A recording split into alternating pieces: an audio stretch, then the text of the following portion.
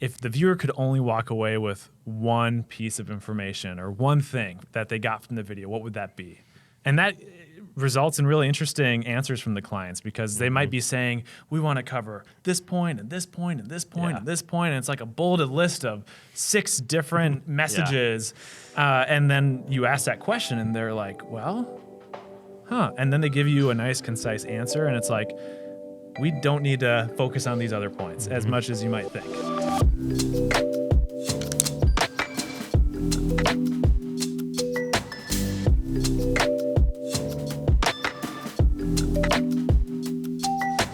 Hi, and welcome to Unlocked, a show about growing your business with video. I'm Dan West, owner and creative director at a local Minneapolis-based video production company called Blue Key Media. And today I'm joined with Eric Johnson of You Betcha, a creative agency here in Minneapolis as well. I've collaborated with Eric on a handful of projects where he's helped write scripts for us, and he has helped develop strategy for video. And we even co-directed a little fun explainer video for a local company that just won a pin at our AdFed show here. Congrats you too. On that.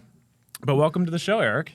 Thanks for having me. I really appreciate it. Yeah, of course. Give us a little bit of an introduction, who you are, and what You Betcha is. Sure. So I would say I kind of started my path into video and video marketing the way I imagine is stereotypical. Like, I went to not film school, but I went into like a film program at a school, and all I wanted to do is make like little narrative short films. I'm sure I thought I was going to be the next big Hollywood director. We all did. Yeah, of course. And then backhanded, like, slipped into marketing after school.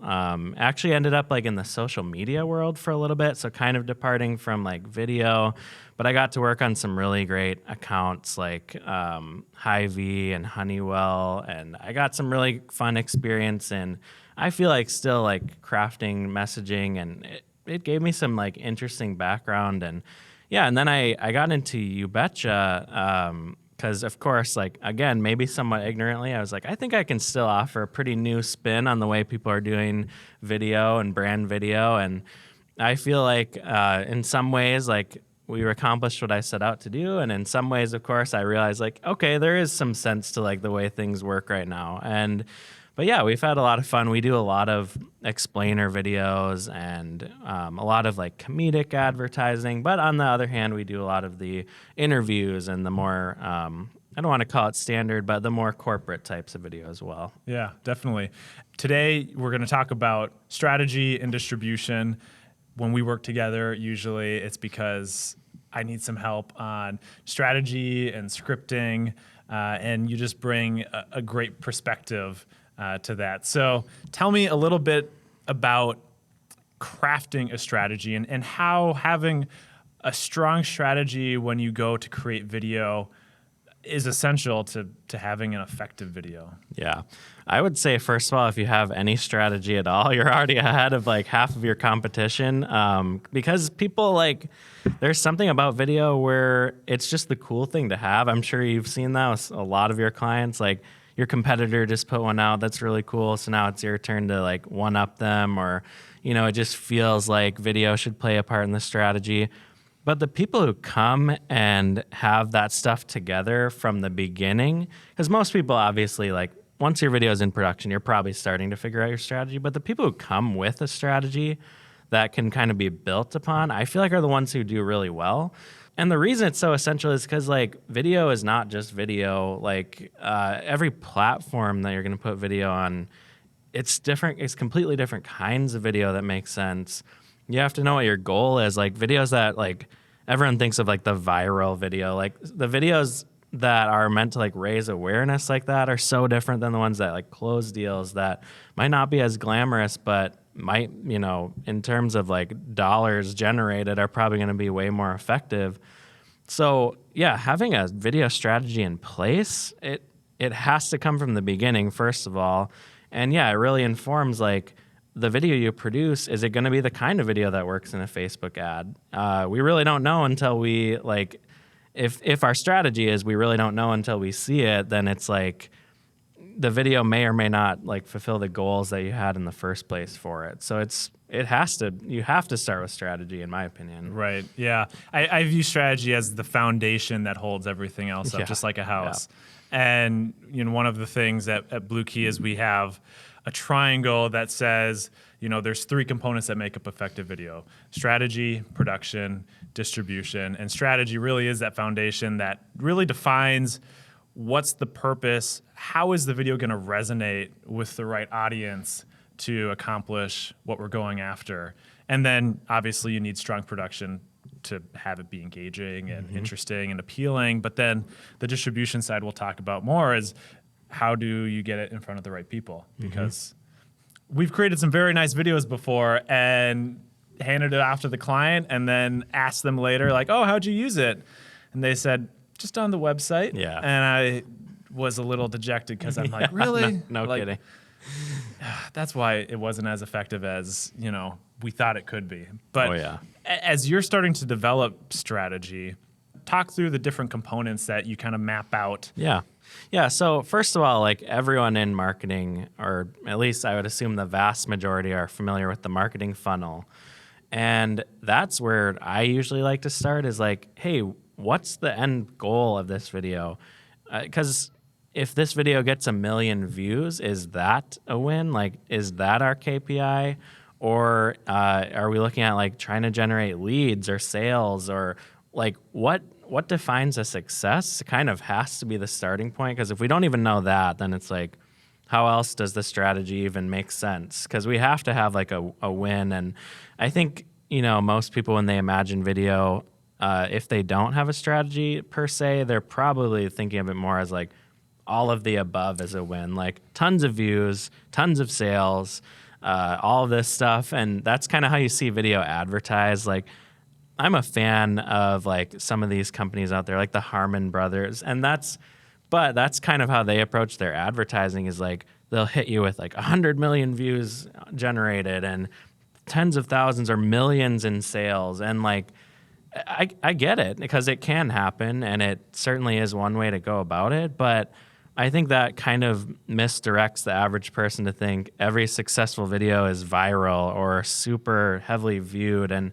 the reality is, especially in like business to business or some of these, industries, like there just isn't an audience of that size that's looking for this. So you have to define, like, if 1,000 people see the video, or, but what are you doing with their time? If they've granted you 1 minute or 3 minutes, you have to decide, like, what does that ideal viewer by the end of this video, which, like, that's a strategy in itself from our end, is like, how do we even get them to the end of the video, even if it is only 1 minute? But assuming we've made it that far and we've done our jobs and we've gotten someone through a video, what are they walking away with? And I think that's where I like to start with strategy, is ask some of those questions, like, what is the ideal outcome? Because my job, if no one tells me otherwise, I'm just going to try and make a video that's super engaging and leads someone to the end. That's really, what I felt like my job was to an extent.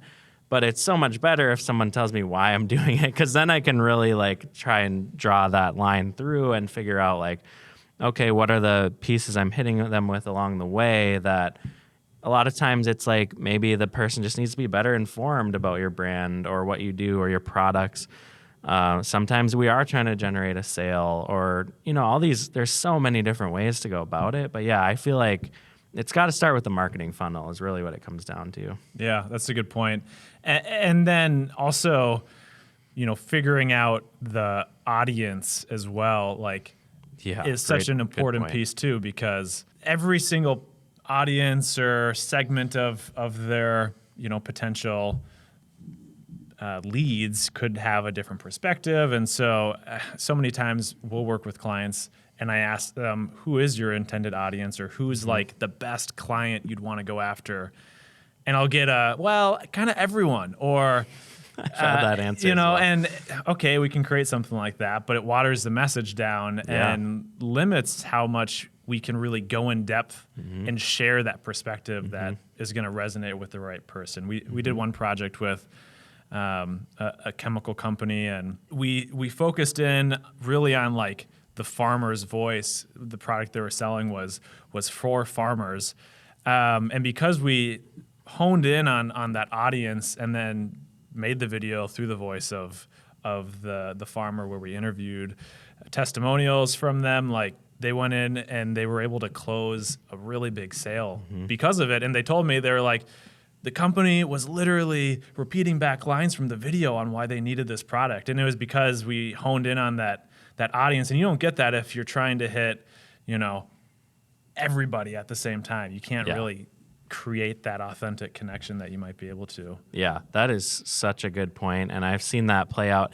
one time, and I won't name any names in the course of this, but I was once working with it was a consumer product, and it was direct to consumer. Like, they had a little landing page-esque website set up, and their kind of goal and mission for us was create some Facebook ad videos and just get people onto that landing page and, make the sale from there. And they started telling me a few of the different people that might be interested. They're like, it's really moms. It's like campers, hikers, people who kind of almost survivalist types.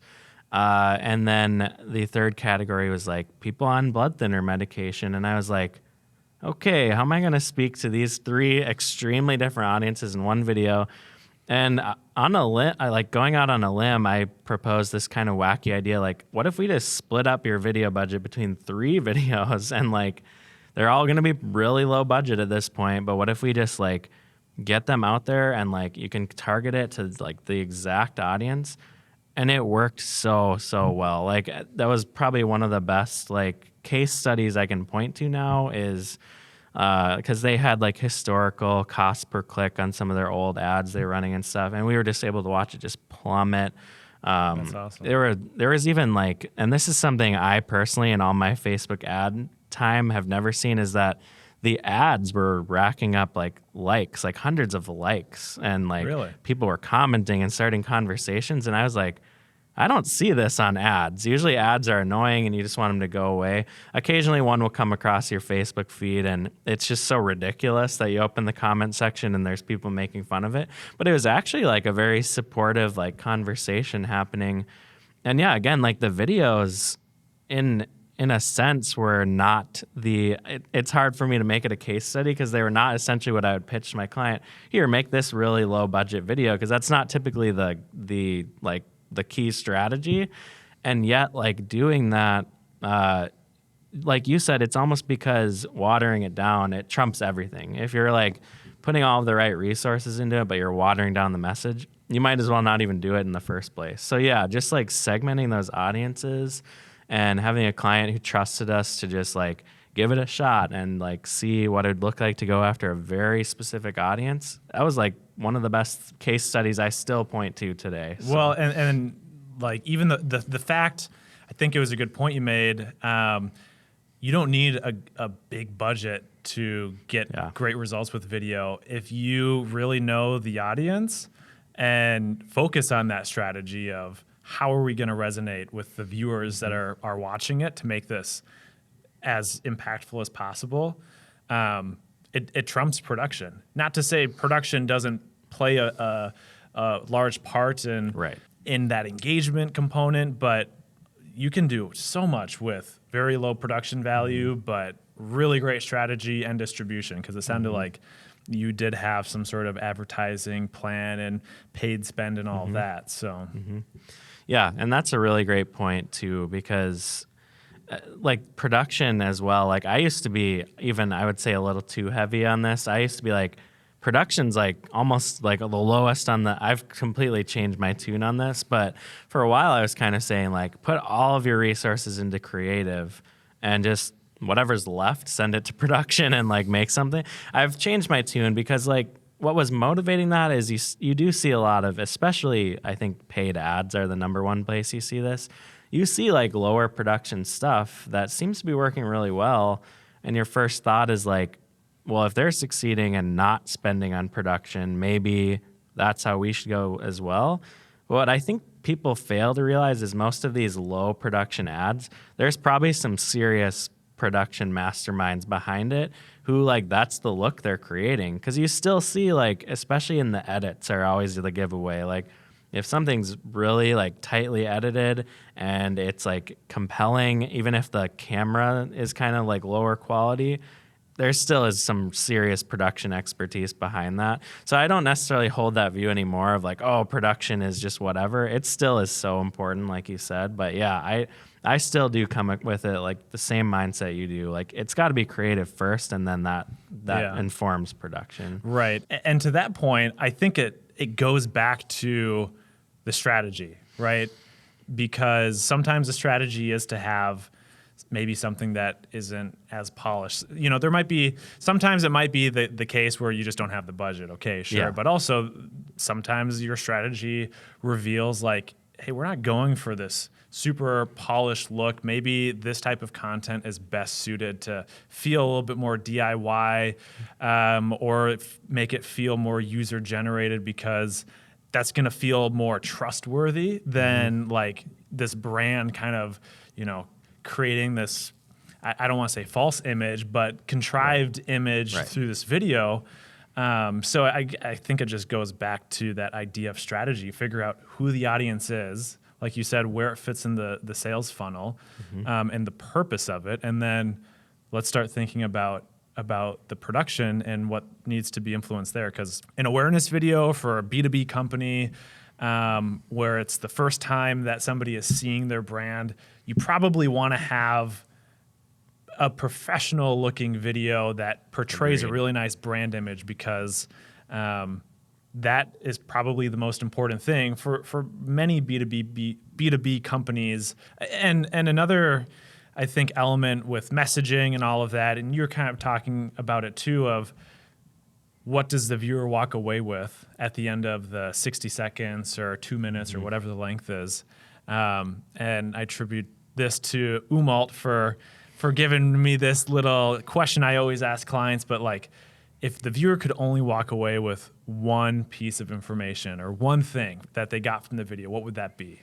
And that results in really interesting answers from the clients, because they might be saying, we want to cover this point and this point and this point and this point. And it's like a bulleted list of 6 different messages.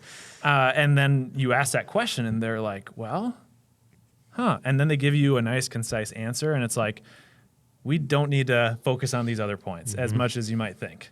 Oh yeah. And it distills the message and it makes it simpler, because when you have 60 seconds or 90 seconds, again, the more time you can dedicate to one message versus 7 messages, the more impactful. So, Yeah, no doubt. yeah. And how do you kind of work with companies to figure out their messaging? And you helped us with one of our clients leading some strategy sessions and helping us develop a strategy for that project. Talk to me a little bit about that process, or maybe your ideal process you go through. And I think that client that you're referring to, that we collaborated on, I think is one of my all-time like ideal examples of how that process goes. And I think I like it because the process we kind of workshopped out together was a lot of listening, which your first reaction when it comes to strategy and people paying you for strategy is like, what expertise and like mastermind vision am I going to bring to the table? But we did like hours and hours of listening, and we asked questions. We had big groups of people in these like Zoom meetings, and we just listened to their answers mostly. I mean, obviously there's like the crafting of the questions and like, what are we going to ask that leads people in the right direction? But what we were listening for, I think, was to determine what is the message that like exists today, and how have you done this in the past? And like, because coming in from a vendor perspective, you have like this outside approach, which I think is like, having this outsider perspective is like valuable, because these people are so ingrained in it that sometimes they get lost in like the taglines and the different things that they've been told to kind of represent. And you don't always get the authenticity anymore, because it's like everyone knows what they're supposed to say. And from the outside, it's like pretty easy to identify that, I would say. And yet, like, you're still on the outside, so you have to respect your clients are people who they know the brand way better than you do or ever probably will, unless this is like a years long relationship. So like they probably have more of those insights, at least from the beginning, that you do. And then to me, it almost felt like, especially in this case, our job was to organize all of that. Like we just collected it. And have they done the work of like putting it into a 90-second script? No, not at all.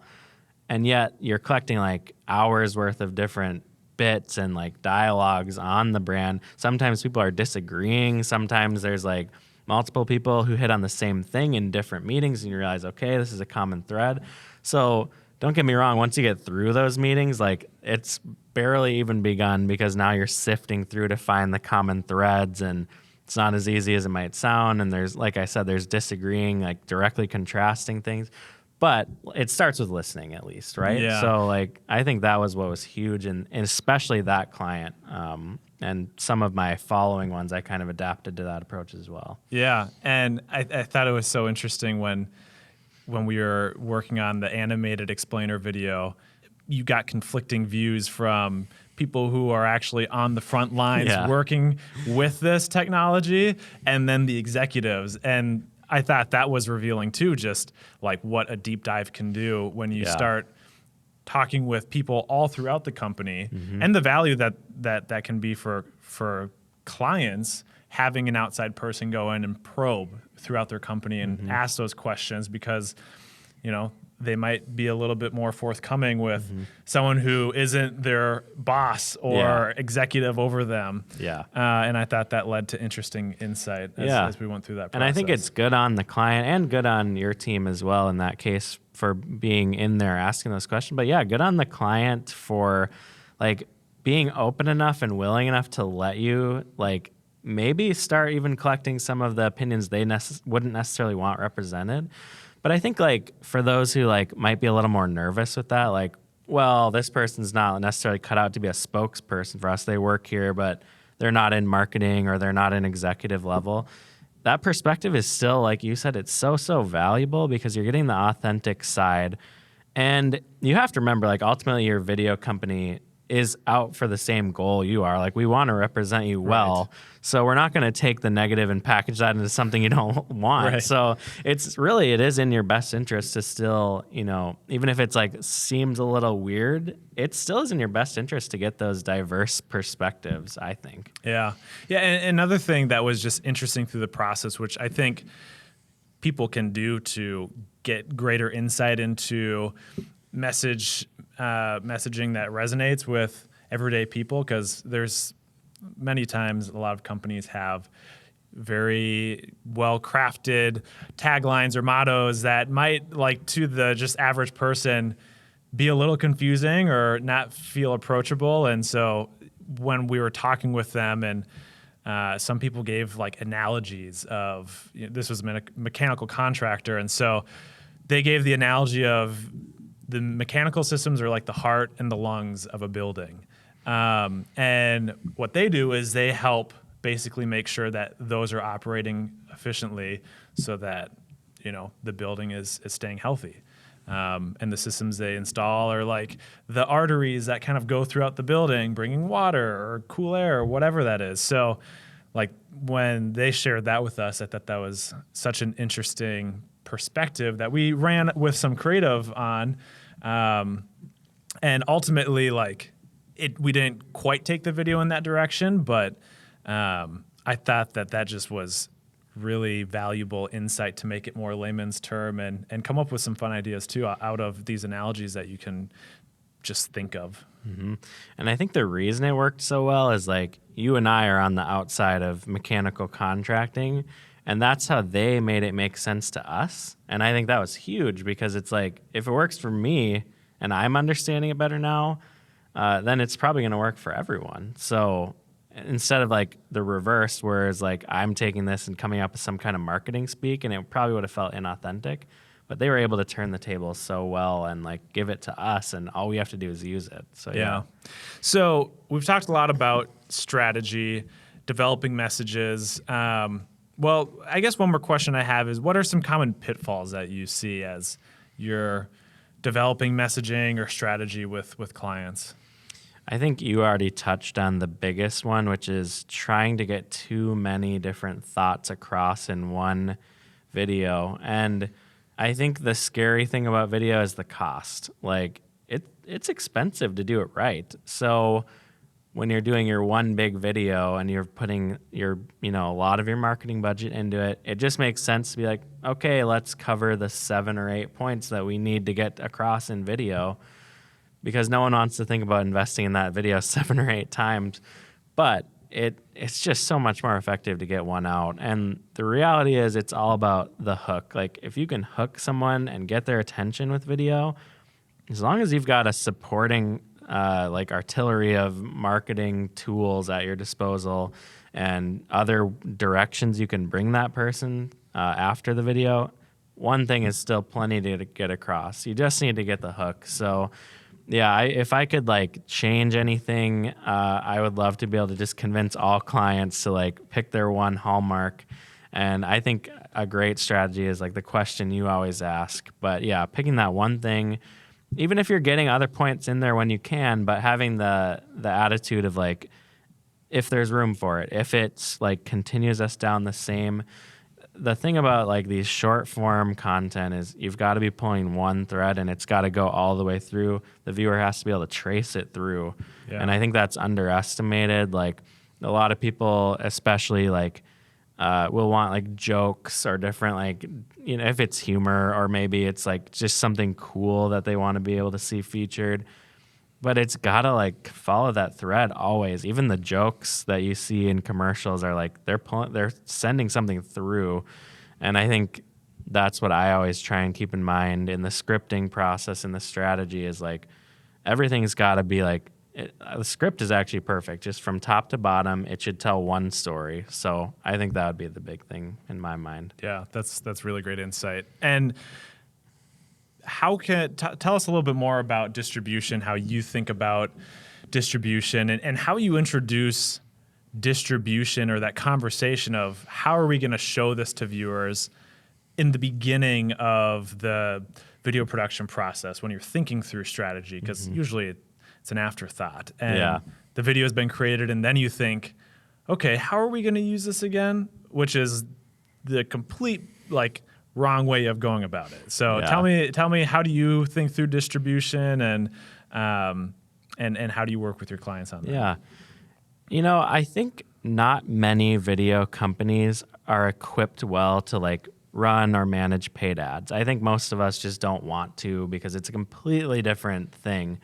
And yet I wish there was more togetherness with the paid ad agency that you're using or your internal people with the video team, because almost all cases where I'm brought in as a video company, we're there to produce the creative and it eventually will get handed off to someone who's like a paid ad or just, let's remove paid ads, but just whoever's in charge of distribution is someone completely different.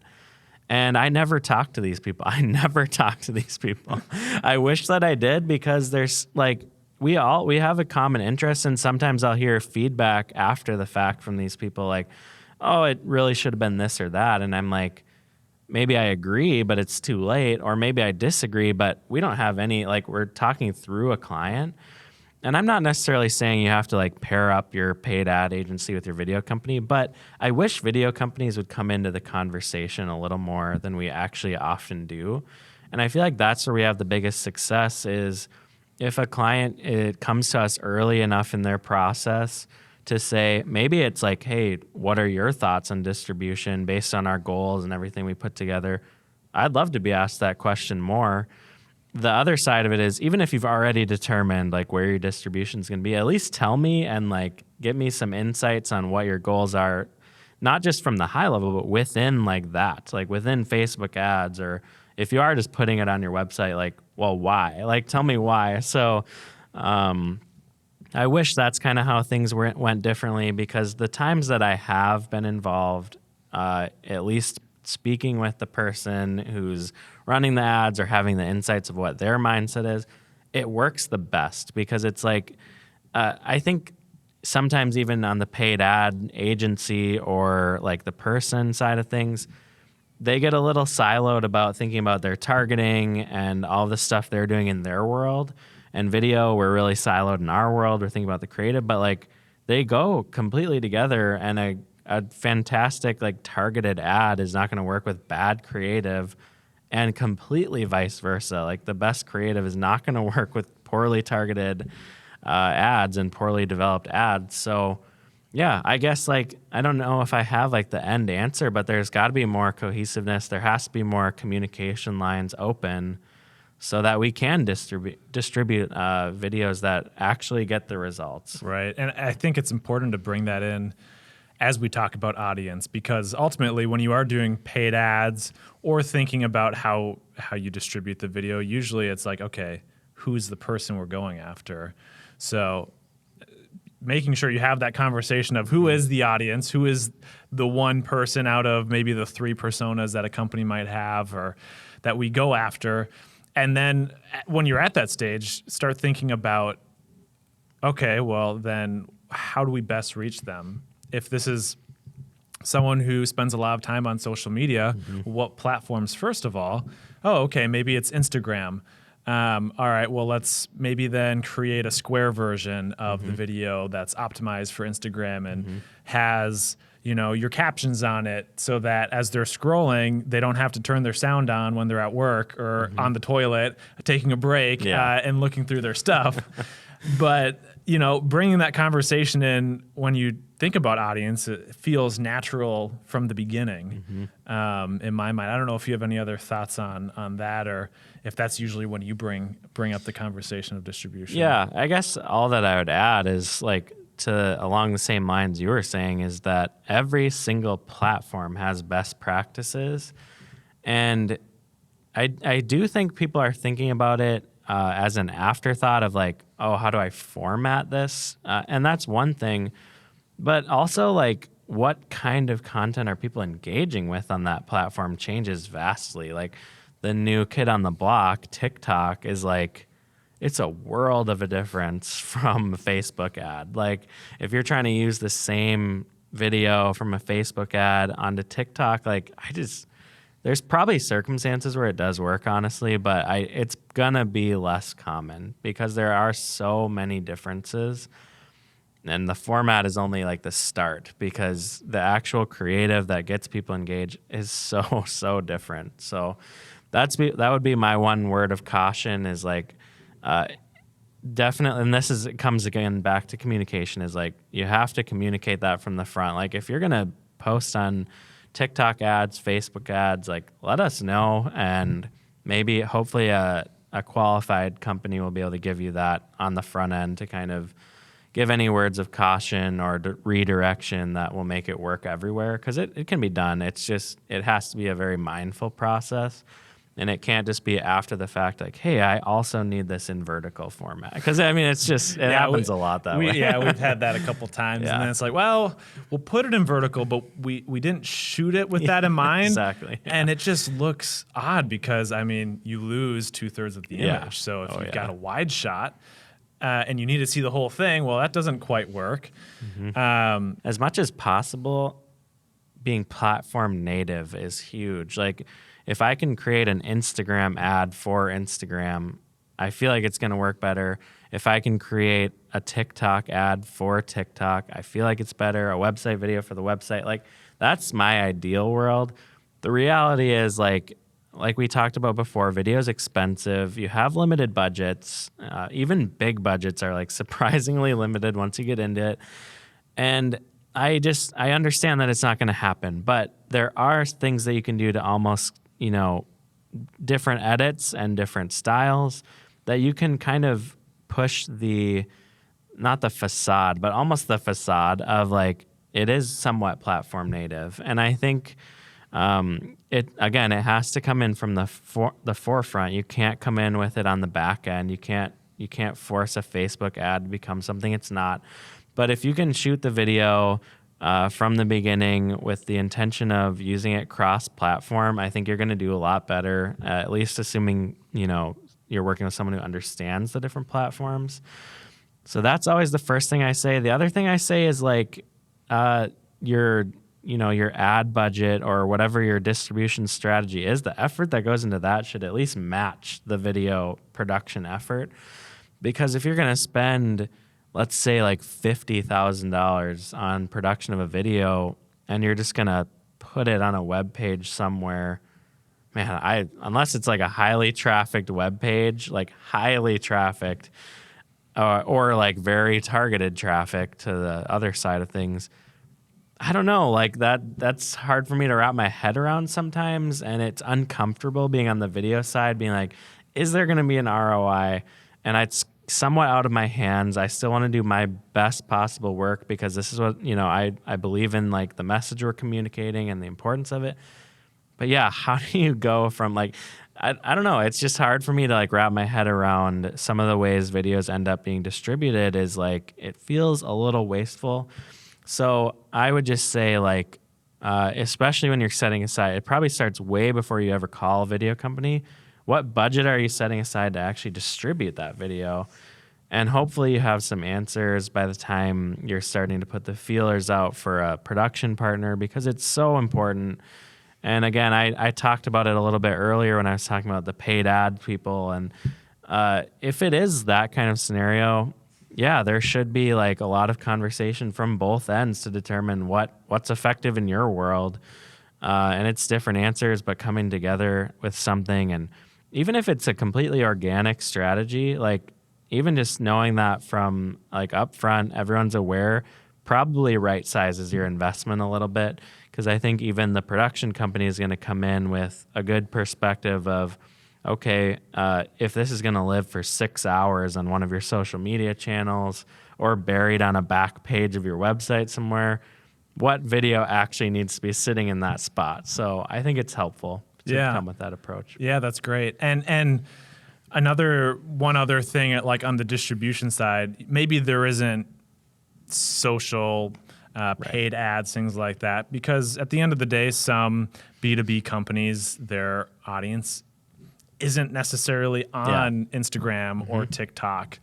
And so do you have any other like ideas or tips on where can people, for example, someone who might be in the industrial industry, that it is very B2B, like how can people be using a video in creative ways beyond just on their website or,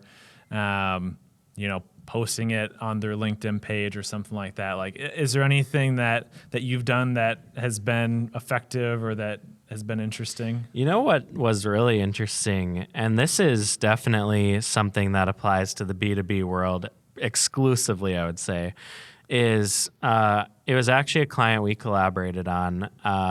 I remember them saying one of the big things they were planning to do with the video was their CEO was just going to email it out to his personal connections, like one-to-one.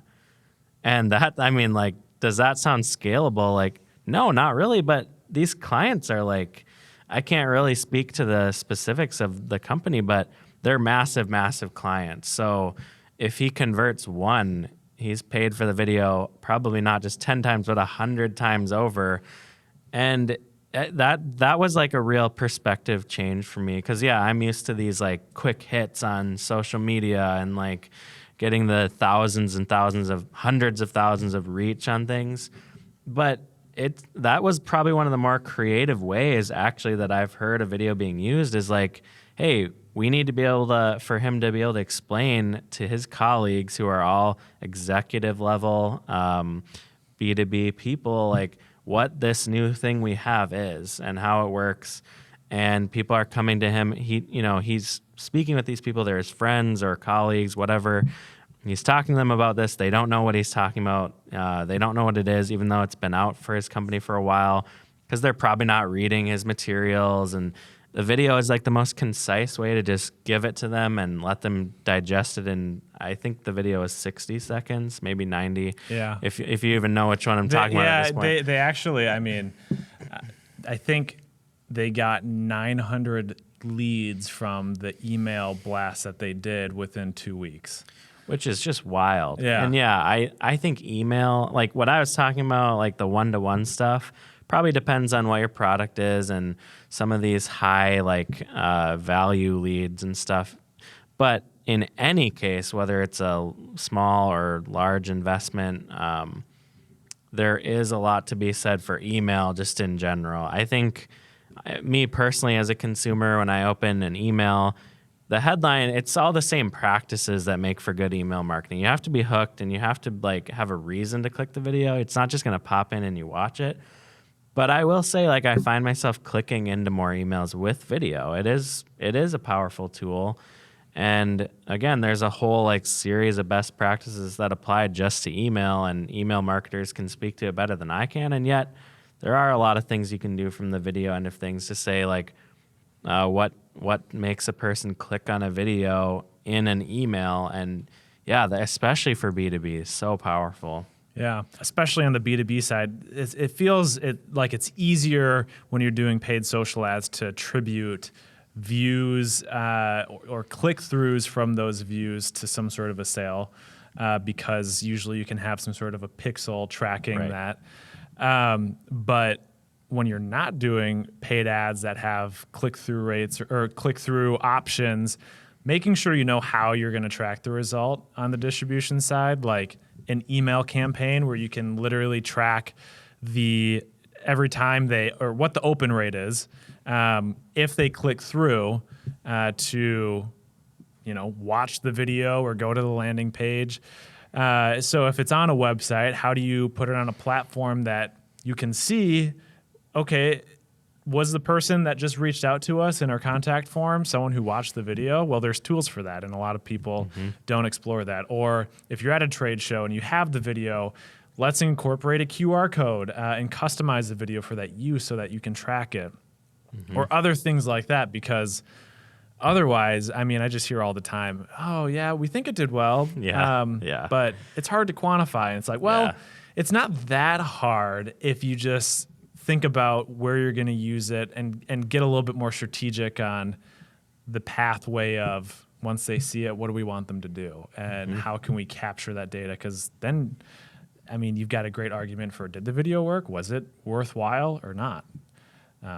But I don't know if you have any other thoughts on tracking video or on the distribution side. Yeah, no, that's a really great point. And I think, even just beyond video in general, there's probably just a lot for most companies, especially in the B2B world, that's still to be done on the attribution side of things. And like you said, the tools are out there. In some cases, they might seem intimidating or complex. In other cases, they're really simple and just not being utilized.